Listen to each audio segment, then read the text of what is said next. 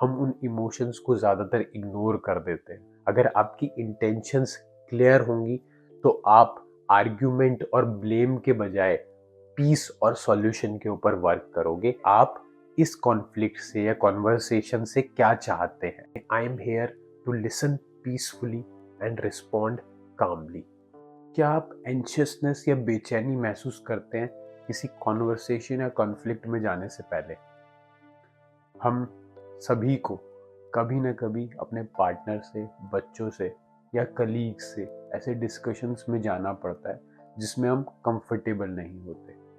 आज हम डिस्कस करेंगे माइंडफुल वेज, माइंडफुल तरीके जिससे हम ऐसी सिचुएशंस, ऐसे कॉन्फ्लिक्ट्स को, ऐसे कॉन्वर्सेशंस को काम और क्लैरिटी के साथ डील कर पाए। हम डेली किसी ना किसी के साथ इंटरेक्ट करते हैं जहाँ पे कॉन्फ्लिक्ट्स आते हैं। अगर हम चाहते हैं कि उन कॉन्फ्लिक्ट्स को रिएक्ट ना करें, रिस्पॉन्ड करें, तो ऐसी सिचुएशंस के अंदर माइंडफुलनेस एक पावरफुल टूल बन जाता है। माइंडफुलनेस का मेन रोल होता है आपको प्रेजेंट मोमेंट में ग्राउंडेड रखना, ताकि जब ऐसे कॉन्फ्लिक्ट्स आए तो आप रिएक्ट ना करें बल्कि कामली रिस्पॉन्ड करें। जब आप माइंडफुल होते हो तो आप अपने इमोशंस को, अपने बॉडी को और अपने थॉट्स को मैनेज कर पाते हो और वो आपको कंट्रोल नहीं करते डिस्कशन के दौरान। स्टेप 1 है रिकॉग्नाइजिंग द इमोशंस। जब भी हम ऐसी कॉन्वर्सेशन या कॉन्फ्लिक्ट्स में जा रहे होते हैं तो हमारे अंदर कुछ इमोशंस आते हैं, जैसे एंजाइटी, एंगर, फियर। हम उन इमोशंस को ज़्यादातर इग्नोर कर देते हैं। हमें उन्हें एक्सेप्ट करना है बिना जज किए। इसके लिए आप एक शांत जगह पर बैठ जाएं, अपनी ब्रेथ के ऊपर थोड़ा फोकस करें और उसके बाद अपने अंदर आ रहे इमोशंस को लेबल करें।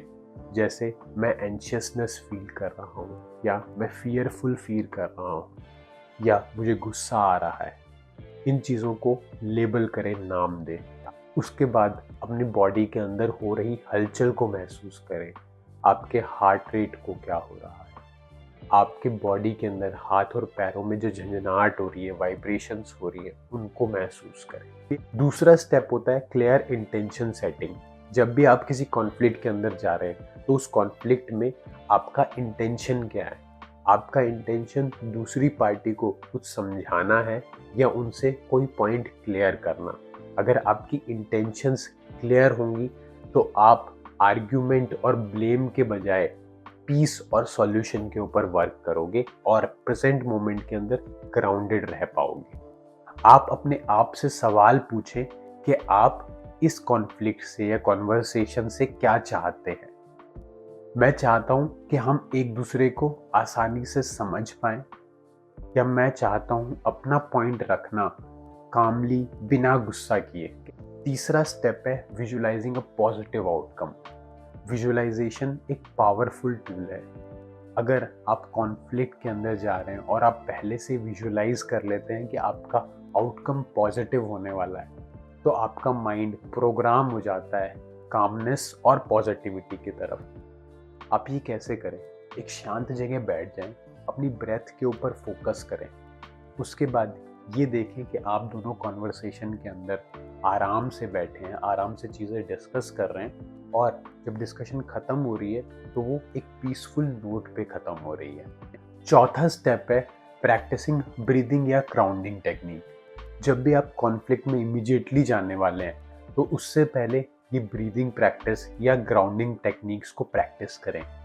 ये आपको फाइट और फ्लाइट रिस्पॉन्स से निकाल कर प्रेजेंट मोमेंट में लेकर आती हैं, नर्वस सिस्टम को काम करती हैं, शांत करती हैं। ये आप कैसे करें? शांत जगह अगेन बैठ जाएं, वहाँ पर अपनी ब्रेथ पर फोकस करें। ब्रेथ आप 4-4-4 ब्रेथ कर सकते हैं। 4 काउंट्स तक इनहेल करें, 4 तक होल्ड करें और 4 काउंट्स तक एक्सहेल करें। ये आप 4 से 5 बार करेंगे तो आप काफ़ी शांत महसूस करेंगे। दूसरी चीज़ है ग्राउंडिंग टेक्निक। ग्राउंडिंग टेक्निक के लिए आप किसी टेक्सचर को फील कर सकते हैं, कलर्स के ऊपर फोकस कर सकते हैं कि आपके आसपास जो कलर्स हैं, अलग अलग चीज़ों के, वो क्या कलर्स हैं। कोई अगर स्मेल आ रही है या आवाज़ें आ रही हैं तो उन आवाज़ों के ऊपर ध्यान दे सकते हैं। इन ग्राउंडिंग टेक्निक से हम प्रेजेंट में स्टे कर पाते हैं, हमारा माइंड शांत होता है, हम ज़्यादा रिलैक्स हो पाते हैं, हम क्लैरिटी और फोकस से डील कर पाते हैं। जब आप कॉन्वर्सेशन में हैं तो कॉन्शियसली अपनी ब्रेथ पर और अपने बॉडी सेंसेशंस के ऊपर फोकस करें। अगर आप इमोशनली रिएक्ट करने वाले हैं तो वहाँ एक पॉज लें। पॉज में अपने आप को याद दिलाएं कि I am here to listen peacefully and respond calmly. I am here to listen peacefully and respond calmly. ये टेक्निक आपको ऑटो पायलट पर रिएक्ट करने से बचाती है और दूसरा पर्सन कंफर्टेबल हो पाता है रिस्पॉन्ड करने के। वो जो बोलना चाहता है वो इजीली बोल पाता है। आप रिएक्ट करेंगे फिर वो रिएक्ट करेगा, कन्वर्सेशन एक डिफरेंट डायरेक्शन ले लेगी। कमेंट्स में ये लिखना ना भूलें कि आप क्या टेक्निक्स फॉलो करते हैं डिफ़िकल्ट कॉन्वर्सेशन में जाने से पहले। जॉयफुल माइंड्स ट्राइब पर हम बिलीव करते हैं कि हम अपनी ओवर थिंकिंग को इंटेंशनल थिंकिंग में कन्वर्ट कर सकते हैं। हम इमोशनली स्टेबल रह सकते हैं। हम अपने इमोशंस को, अपनी फीलिंग्स को फुली एंजॉय कर सकते हैं। अगर आप ओवर थिंकिंग से परेशान हैं तो हमने एक कोर्स डिज़ाइन किया है जिससे आप ओवर थिंकिंग को इंटेंशनल थिंकिंग में कन्वर्ट कर सकते हैं यूजिंग सेवरल टूल्स। अगर आप ये कोर्स चाहते हैं तो लिंक आपको डिस्क्रिप्शन में मिल जाएगा। Thank you.